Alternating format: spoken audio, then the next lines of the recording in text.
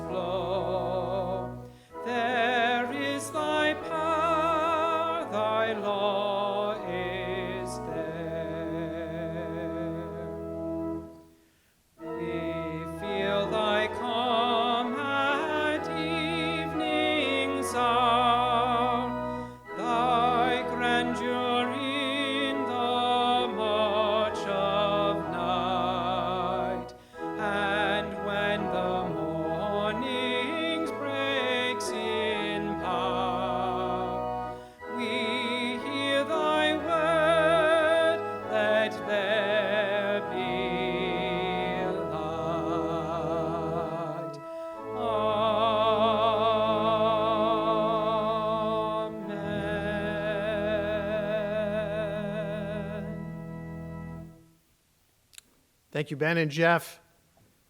I now invite you, wherever you find yourself, if you have our order of service nearby, printed out or on a screen, please join with me.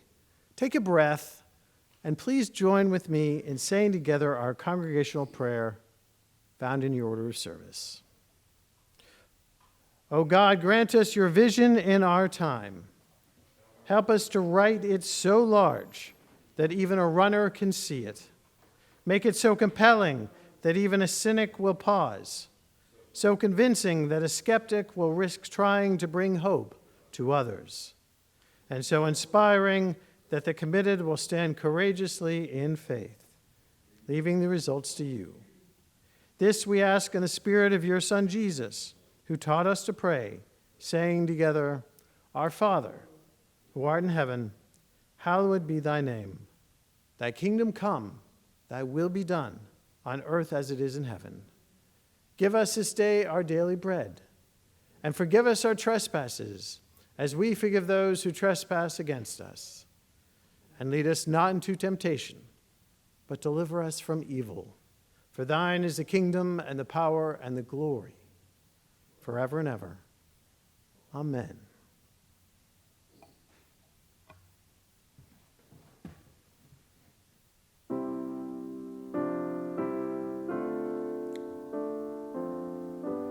We now invite you to join with us in a new tradition here at First Parish, the virtual exchange of peace.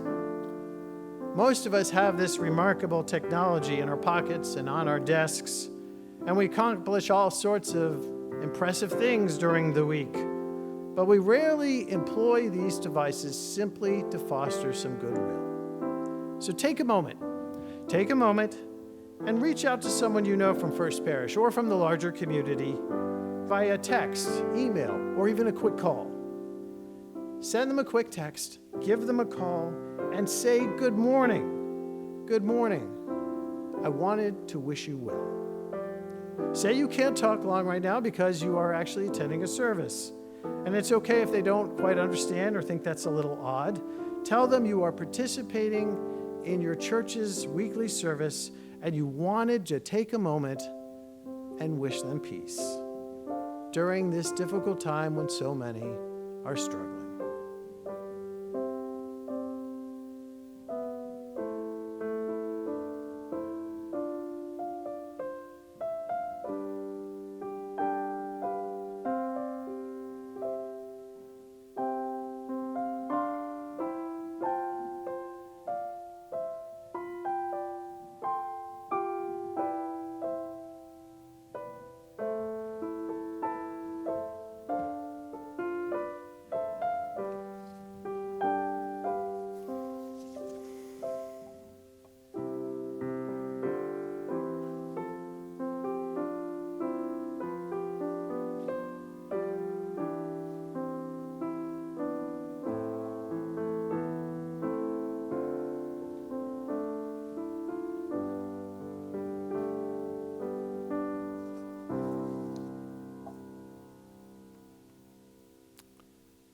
Thank you, Jeff.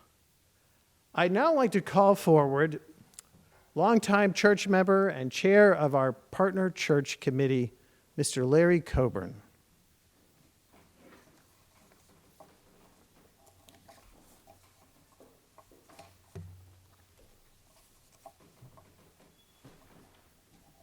I am holding in my hand a letter dated September 18, but not September 18th, 2020. Rather, it is dated September 18th, 1990. It is a letter from the Unitarian Universalist headquarters in Birmingham, First Parish, that it had been assigned a sister church in Transylvania. And not just any church, for our now partner church is in Torda, the small city where Unitarian was born 452 years ago with the Edict of Torda. Over the past 3 decades, our partnership has been marked by visits of members of First Parish to Torda, visits by Torda's ministers and their wives to Weston, numerous church services, and even a display in the Rhines Art Gallery 2 years ago. More recently, just last year, a small group of First Parishioners, 11 of us all together, committed to being in Torda on this very day, September 27th, 2020, to celebrate the 30th anniversary of our relationship. We began to plan hikes in the beautiful Araños River Valley, visits to neighboring historic villages, and excursions to view the topographical wonders such as the Torda Gorge. On a more personal level, we look forward to immersing ourselves in the warm hospitality for which Transylvanians are famous, including festive meals featuring home-cooked local cuisine and ample homemade drink. Finally, we contemplated joining in a Sunday service to celebrate both 30 years of partnership and Ersi Haladosh, the Transylvanian equivalent of Thanksgiving. A truly transforming experience encompassing traditional hymns and a singularly poignant observance of communion. Alas, our dreams were shattered. Thanks to the COVID pandemic, our merry band is pretty much confined to home, as are our Torda friends. We cannot exchange hugs and handshakes except in our imaginations. We can, however, extend our wishes for good health and well-being across the miles between us. And in return, we can receive with affection the reciprocal greetings of the minister of the Torda Unitarian Church, Lajos Zsóza. Kedves westoni barátaink! A testvér gyülekezeti kapcsolat 30. évfordulója alkalmából nagy szeretettel köszöntelek mindannyiótokat. Isten áldjon meg! A 30. évfordulót együtt veletek szerettük volna megünnepelni, itt a tordai templomban, szeptember utolsó vasárnapján, őszi hálaadás ünnepén. Sajnos a világjárvány ebben meggátolt bennünket, de mégsem tudott meggátolni abban, hogy ne gondoljunk egymásra, hogy ne akadályozott. Szeptember utolsó vasárnapján, őszi hálaadás ünnepén nem csak a termésért adunk hálát Istennek, hanem hálát adunk a testvér kapcsolatért is, hálát adunk azért, hogy 30 éve közös céljaink vannak, és a közös céljainkat közösen próbáljuk megvalósítani, hogy így közös legyen a siker számunkra. Én azt kívánom, hogy a Jóisten legyen velünk ebben a járványos időszakban, vigyázzon reánk életünkre, szeretteink életére, és adja, hogy jöjjön el minél hamarabb az idő, amikor nem kell maszkot viselnünk, és nem kell távolságot tartanunk egymástól, hanem átölelhessük egymást, keblünkre ölelhessük egymást, hogy ezt a testvérgyülekezeti kapcsolatot így tudjuk itt testvéri szeretettel tovább fenntartani.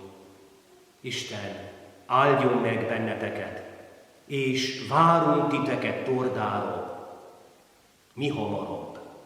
Isten áldjon. And we here in Weston cannot wait to come join you as soon as possible.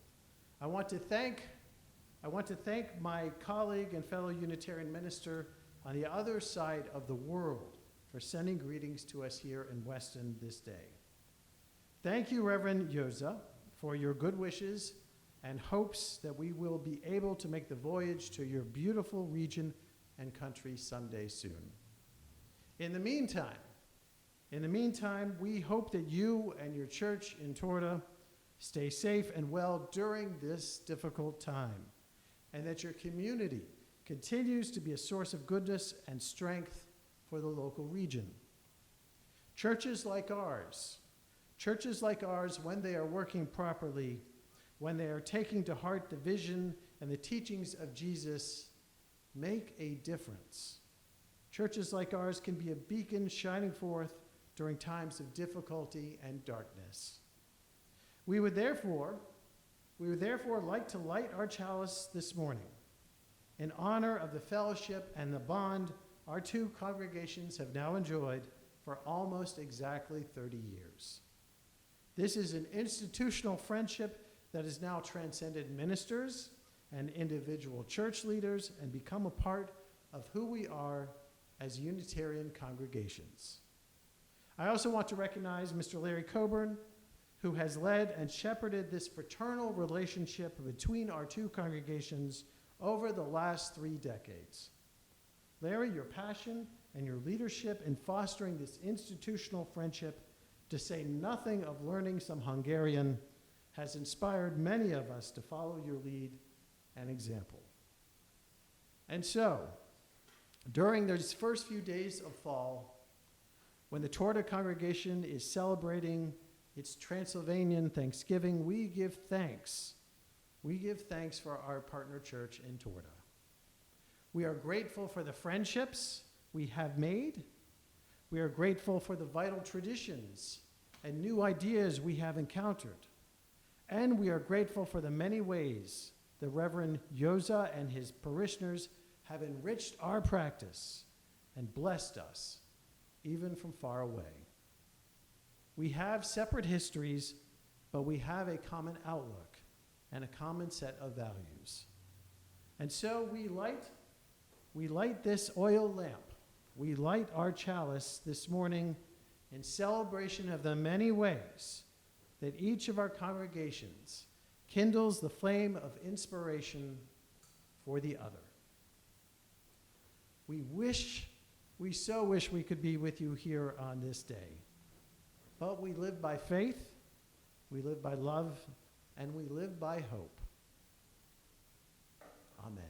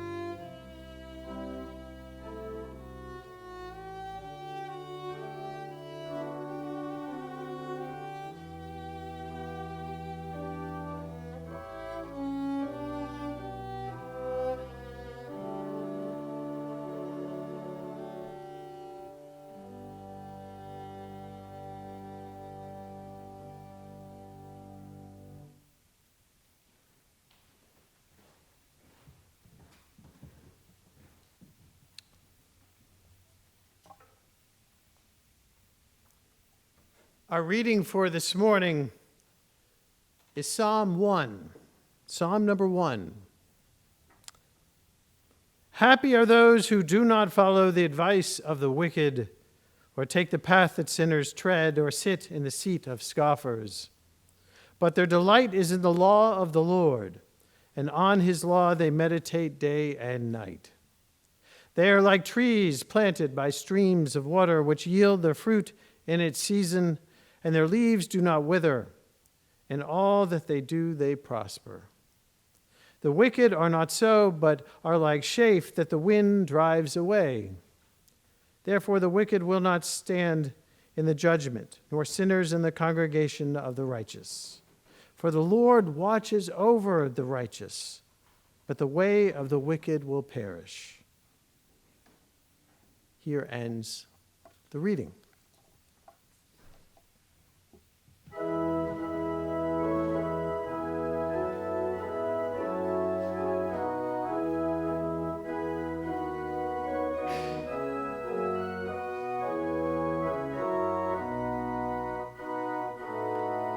Please feel free to sing or hum along as we sing this unique version. Keep playing, Jeff. Unique version of We Gather Together.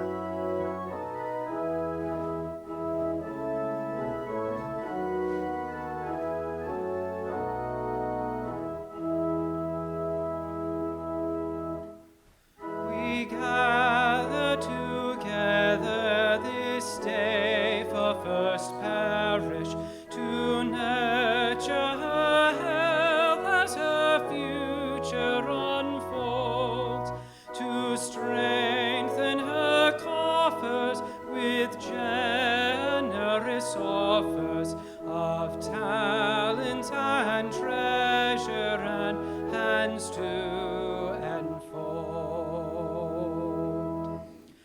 Our worship inspires us to make a commitment. Our music ascends to the rafters above. We stand here for justice, for teaching and outreach. This parish does surround us with caring and love. Our journeys of faith brought us here to First Parish, our spirits uplifted with God at our call.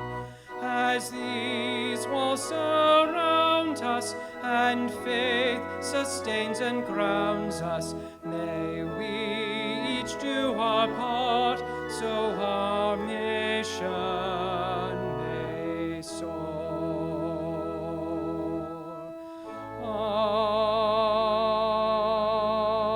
Amen.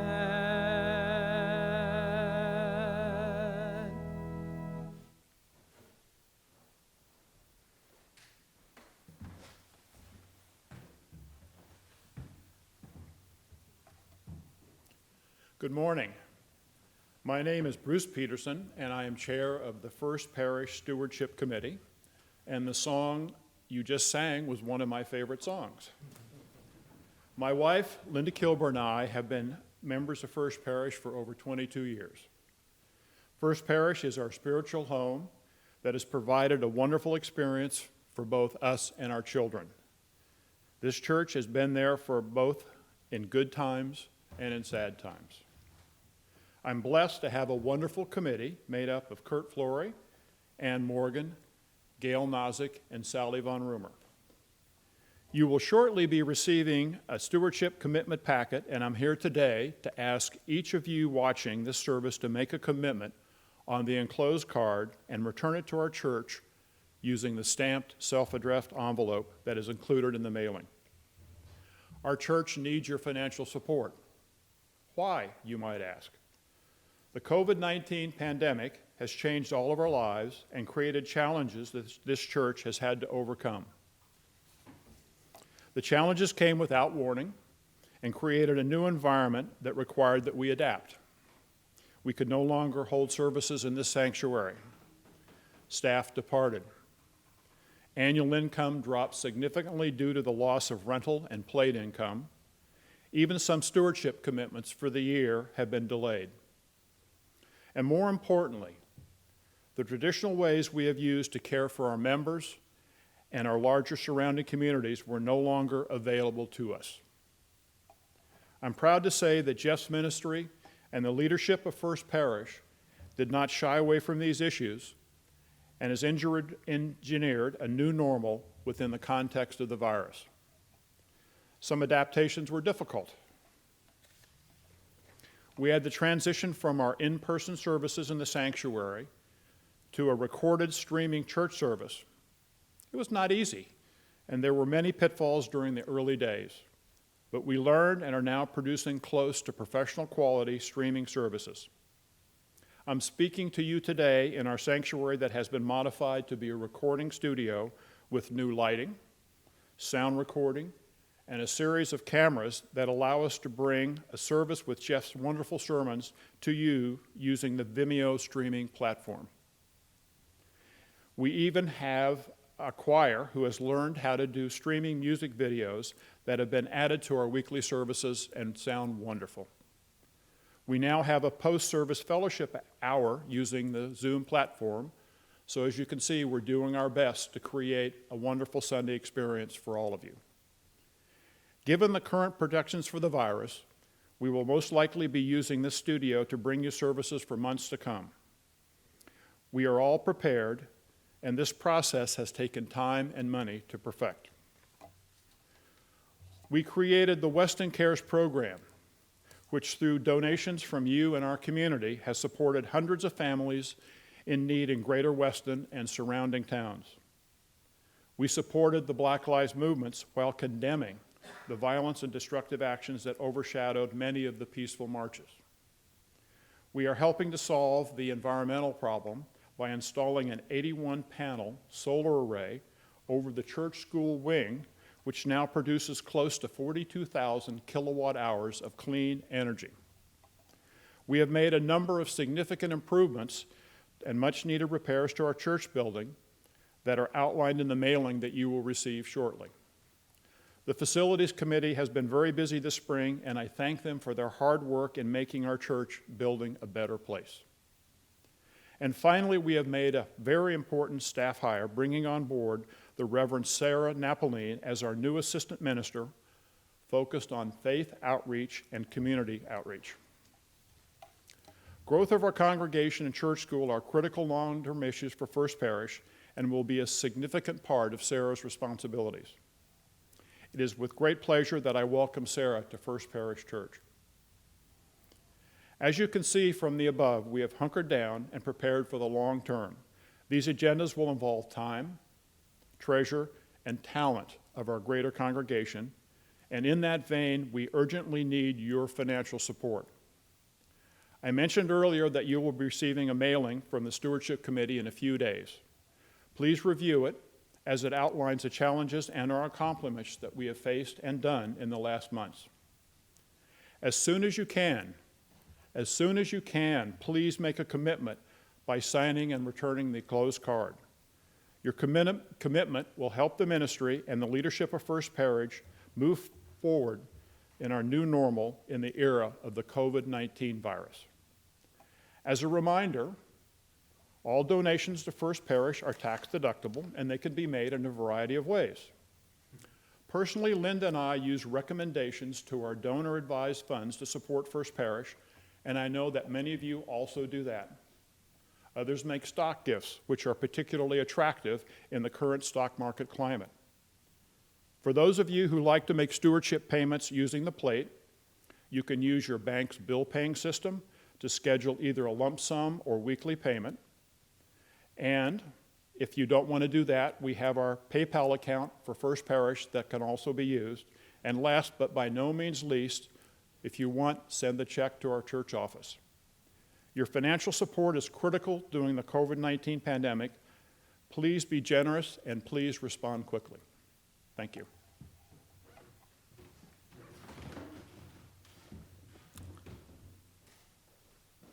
I want to thank Bruce Peterson for his remarks this morning and for his good work on behalf of First Parish Church.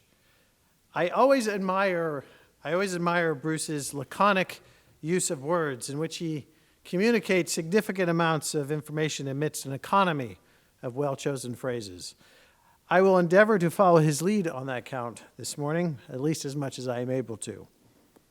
As Bruce noted, clearly this has been a highly unusual and challenging year, and it's not even over. This holds true for many of us personally, and certainly for all of us ecclesiastically. This has been one of the most unusual periods in my career as a minister. COVID-19 has forced all of us to make major changes in how we work, how we live, how we socialize, how we don't socialize, how we go to school, and yes, how we worship, how we gather as a congregation. I have to say I am impressed with how much we have changed and altered our operations and our outreach here at First Parish Church over the last 7 months. On one hand, it seems like February was very far away, long time ago. And on the other hand, it feels like it was just last week. The challenges of this pandemic have forced us to adapt and develop new ways of reaching out to all of you. We have invested in new technologies. We've learned new skills and approaches and have been attempting to innovate our approach even as we hold up and hold close our values and principles as a UU Christian congregation. I have benefited from the advice, from the suggestions, from the constructive feedback and criticism of many of you as we have continued to experiment and try new things with this service and with some of our programs. And I am grateful to Bruce and many others for being a part of this journey of innovation and adjustment. And I am pleased to report that we are finding ways to maintain connections with many of you and to make a difference in the community here in Weston and around the area. The challenges have been significant and at times frustrating, but I have to say, being a part of a congregation like this one provides a larger context and a longer-term perspective. What do I mean by that? Well, this is not the first major challenge this church has ever experienced or lived through. It's actually not even our first pandemic. After all, we lived through the Spanish flu epidemic of 1918. What's more, we lived through the Depression. This church lived through the Civil War, and yes, the Revolutionary War.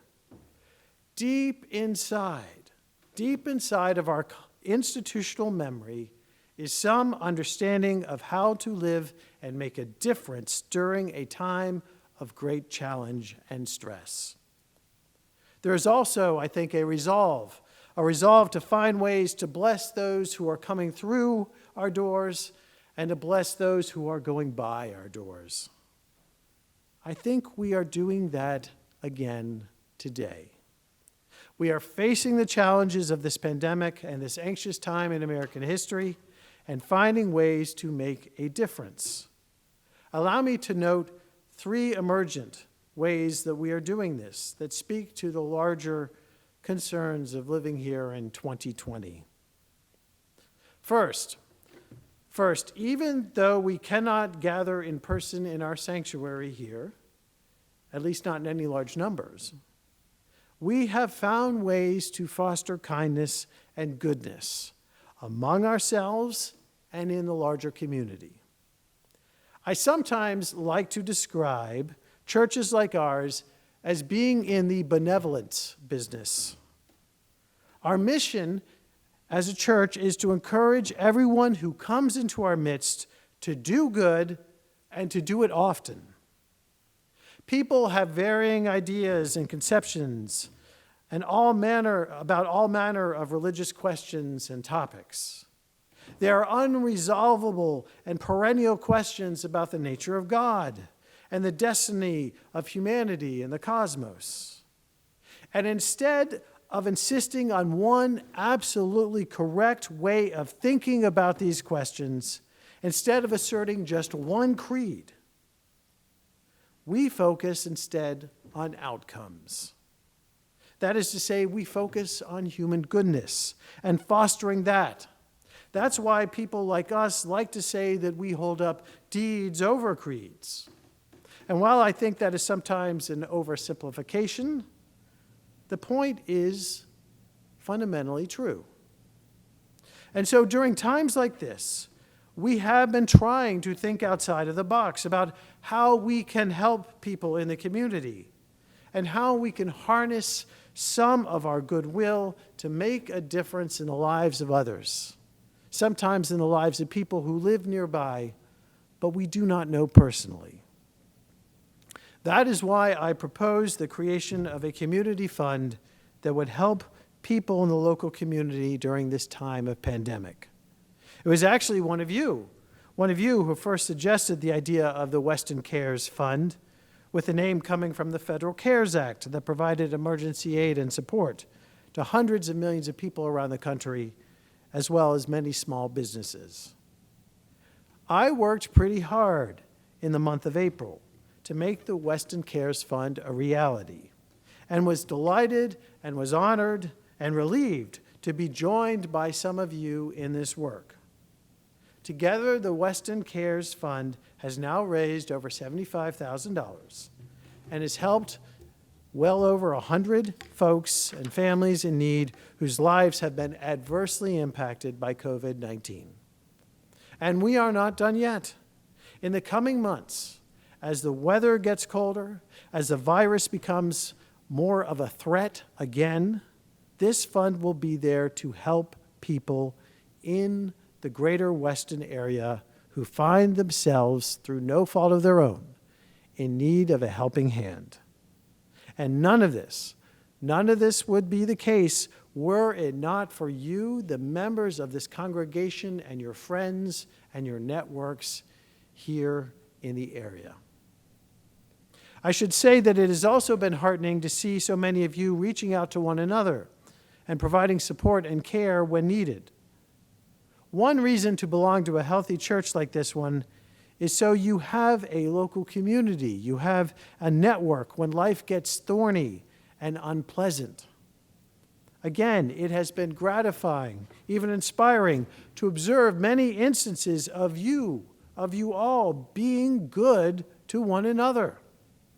I see this on the work of our pastoral callers team, in our weekly meditation programs, in our book groups, in our Zoom gatherings, and when we have the actual chance to see one another briefly and socially distanced in person.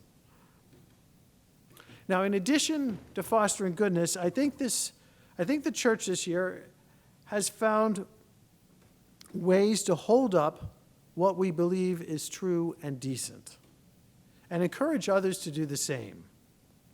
The divisiveness and the derisiveness of American society has reached a level this year that very few of us have experienced before. Regardless of where you might put yourself on the political spectrum, I think this is something that all of us can agree upon, how divided and how polarized people are in this country right now, and how that is undermining the fabric, the civil fabric of this nation. So during a time like this, I think a church like ours has a role to play in holding up what we believe is true in a way that is hopefully engaging and not off-putting, in a way that is hopefully salvific and not in bad taste. Lest we forget, our covenant reads, in the love of truth and the Spirit of Jesus Christ. I would submit to you that during a time like this, loving and pursuing the truth matters. For there are groups, there are forces out there operating in American society, and certainly on the internet, looking to sow seeds of discord and spread false truths. We are a church. We are a church and a congregation founded on democratic values, values that later influenced the generation of Americans who founded this country and wrote the Constitution. In a free society in which people participate in democratic deliberations and institutions, some common understanding of what is true, what is objectively true, matters. It really matters. And there are too many other churches and too many other groups and individuals active today that are not standing up for a common understanding of what is true and what is real. When churches believe that they do not have to follow basic healthcare protocols and science, that is a problem. When our highest elected leaders lie to the American people and minimize the dangers of a life-threatening virus, it matters. When large swaths of our citizens are not interested in heeding basic public health data and science about how a respiratory virus works and spreads, or how a climate warms, it matters. When we cannot agree on the reality of systemic racism and how it has shaped the history and the current present of our society and our country, it matters. And so we are called. We are called to advocate prudently and reasonably for what we believe is objective truth and encourage others to do the same. This church, having been formed, having been shaped during the Enlightenment period, has a long history of being data-driven, even before there was such a term. The truth spoken in love can change the world. Some would argue it's the only thing that ever really has. Finally, I would like to think that part of what we have done and will continue to do is to reach out to people coming from different perspectives, coming from different opinions, and foster a sense of the common good. There are too many voices, too many groups in this country trying to pull us apart as a society. We need communities, we need messages that remind us how much we are really all in this together. To use the quotation by Raymond Fosdick that it was at the top of the order of service sent out to you this morning, the things that divide the world are trivial as compared with the things that unite it. The verity of this sentiment grows more urgent during a time like this. And churches like ours, I believe, are called to reach out and engage with folks and encourage all of us to be our best selves.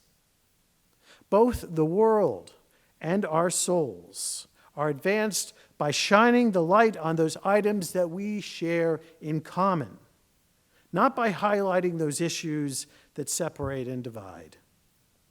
The path towards peace in this life and peace in our lives requires us to recognize and even celebrate how much we depend on one another and how much we share in common.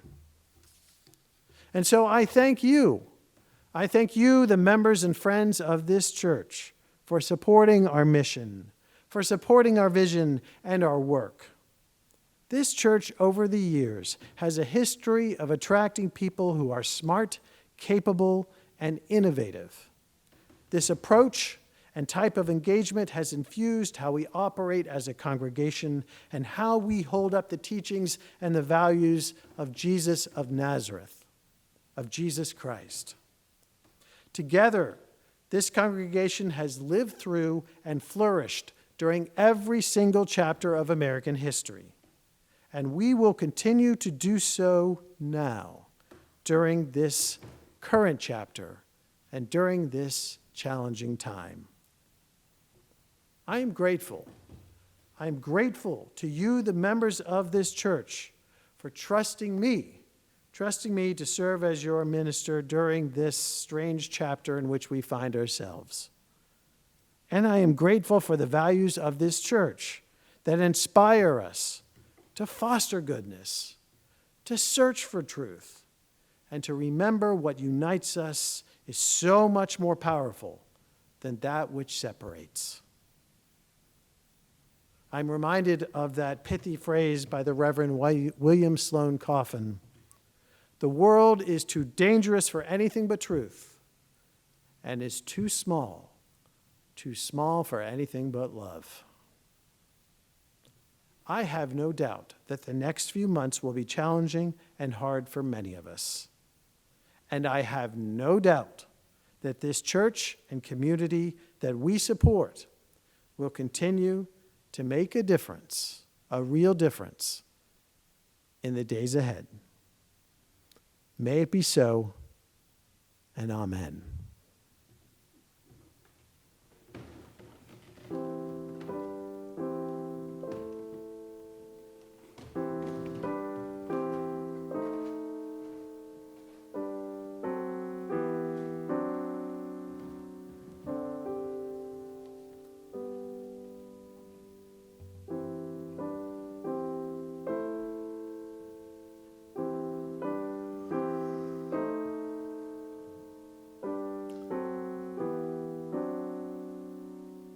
Wherever you are sitting or standing and watching us right now, I invite you to look up and take a breath. Close your eyes for a moment and join with me in this moment of prayer. Gracious God, we praise you not alone for what has been or for what is, but what can yet be. For you are gracious beyond all telling of it. Gracious God, we praise you that out of the turbulence of our lives, a kingdom is coming, is being shaped even now out of our slivers of loving, out of our bits of trusting, out of our sprigs of hoping, out of our cackles of laughing, out of our tears of crying, out of our smidgens of worshiping, out of our attempts at serving. We praise you that out of our songs and our struggles and out of our griefs and triumphs, that we can gather up and be saved by you, and find meaning in this life. O Lord, you are gracious beyond all telling of it. Touch us this day and remind us of who we can truly be in this life and in you. Amen.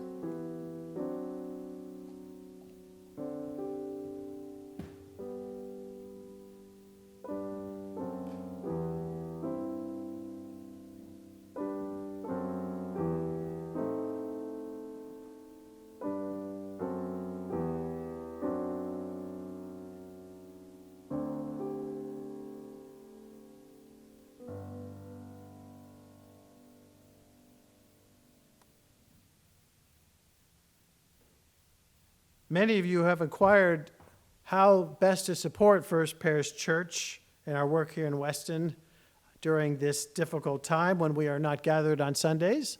Bruce listed off the possible ways: mailing in a check, setting up a regular or one-time payment through your bank account, or using our PayPal account. Regardless of the option you choose, we thank you, the members and friends of this congregation, for continuing to support our church's voice, our church's presence, and our church's service. What we do here matters. It really matters, and it is worthy of our support. From all that dwell below the skies, let the Creator's praise arise. Let the Redeemer's name be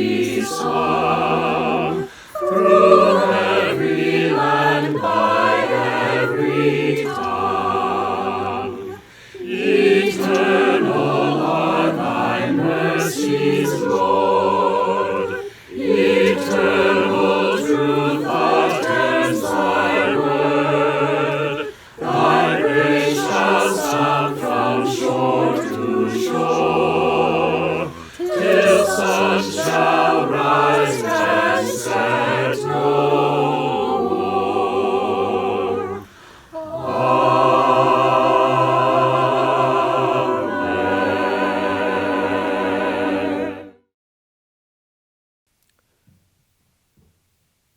Thank you for joining us today. We invite you to check out our upcoming gatherings and programs listed on our website, including our virtual fellowship hour that will begin at 11:30 or just after on Zoom today. There are links to all of our online meetings in the e-newsletter that was sent out on Friday and on the calendar page of our website. And the website is new, and we continue to build it out and add more content. Next week, we hope to be back outside for an outdoor service on October 4th, weather and deity permitting. The early prognostications suggest that we will be outside weather-wise. This service will be a blessing of the animals and will therefore be slightly abbreviated and much more of a celebration as much as a service, since there will be not only human beings, but many different life forms with us. I hope you can join us if at all possible. We are continuing to discover many ways that we can be supportive as a community from a distance. And I continue to be gratified to see many of you stepping up and making suggestions and reaching out during this difficult time. That is what churches like ours do.